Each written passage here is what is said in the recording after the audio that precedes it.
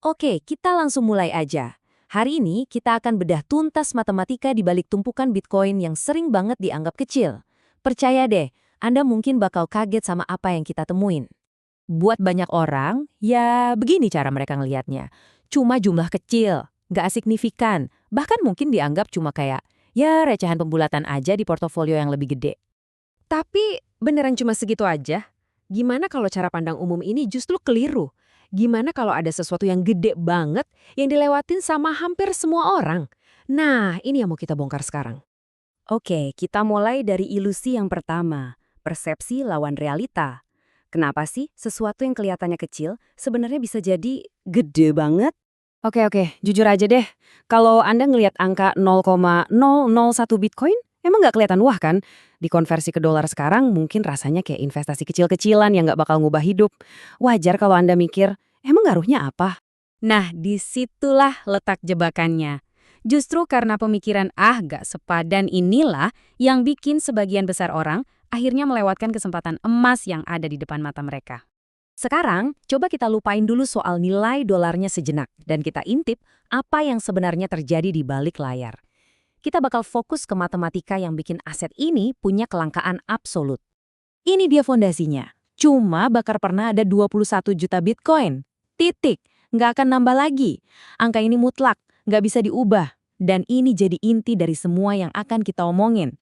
Nah, ini dia bagian pentingnya. Kalau kita pecah 21 juta Bitcoin itu jadi unit-unit 0,01, kita cuma dapat 2,1 miliar slot. Ingat ya, penduduk planet ini ada hampir 8 miliar orang. Secara matematis aja, nggak semua orang bisa punya satu slot ini. Nggak mungkin. Tapi ceritanya nggak berhenti di situ. Jumlah slot yang beneran ada di dunia nyata itu sebenarnya jauh lebih sedikit dan terus berkurang. Kenapa? Jutaan koin udah hilang selamanya, institusi-institusi raksasa terus-terusan borong dalam jumlah gede, dan banyak banget investor jangka panjang yang nyimpen di cold storage, artinya koin itu ditarik dari peredaran. Sekarang kita masuk ke sisi psikologinya nih. Gimana caranya peluang-peluang terbesar itu sering banget kelihatan biasa aja, bahkan ngebosenin di tahap-tahap awalnya. Ini kuncinya buat ngerti cara kerja sebuah keuntungan besar dalam investasi. Posisi yang paling kuat itu jarang banget terasa seru pas Anda ambil. Malah sebaliknya, rasanya kayak langkah yang, ya gitu-gitu aja, nggak signifikan. Dan slide ini nunjukin pergeseran itu dengan jelas banget. Apa yang sekarang kita anggap masih awal dan ngebosenin, suatu saat nanti bakal dilihat sebagai udah jelas banget dan lagi ngetren. Apa yang sekarang disalahpahami, nanti bakal jadi sesuatu yang semua orang sadar kalau mereka udah terlambat.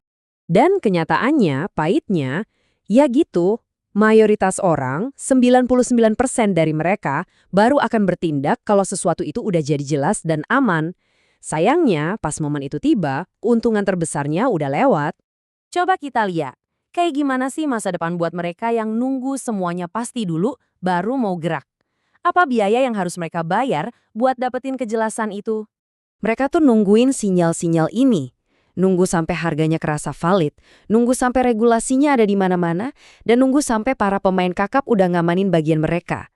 Nah, baru di saat itulah mereka ngerasa aman buat masuk. Dan inilah suara penyesalan pertama yang bakal kita dengar. Fokusnya ke harga. Kesadaran kalau mereka sebetulnya pernah punya kesempatan buat beli di harga yang jauh-jauh lebih murah. Terus muncul suara penyesalan kedua, kaget. Kecepatan adopsi dan kenaikan harga itu sering banget bikin kaget mereka yang selama ini cuma nonton dari pinggir lapangan.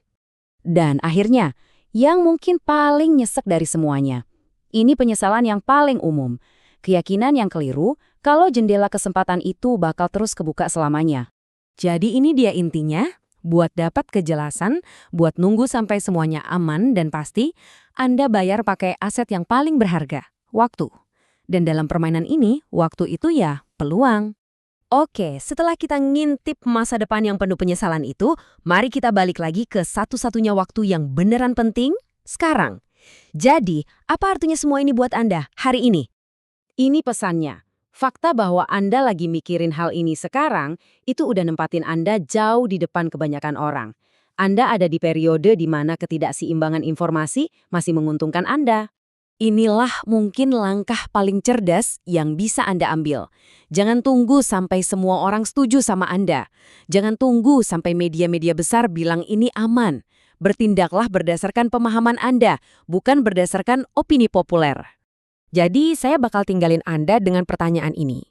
Nanti, pas pergeseran persepsi yang kita bahas tadi akhirnya kejadian, pas tumpukan kecil itu udah nggak kelihatan kecil lagi, Anda mau ada di sisi yang mana? Coba pikirin baik-baik.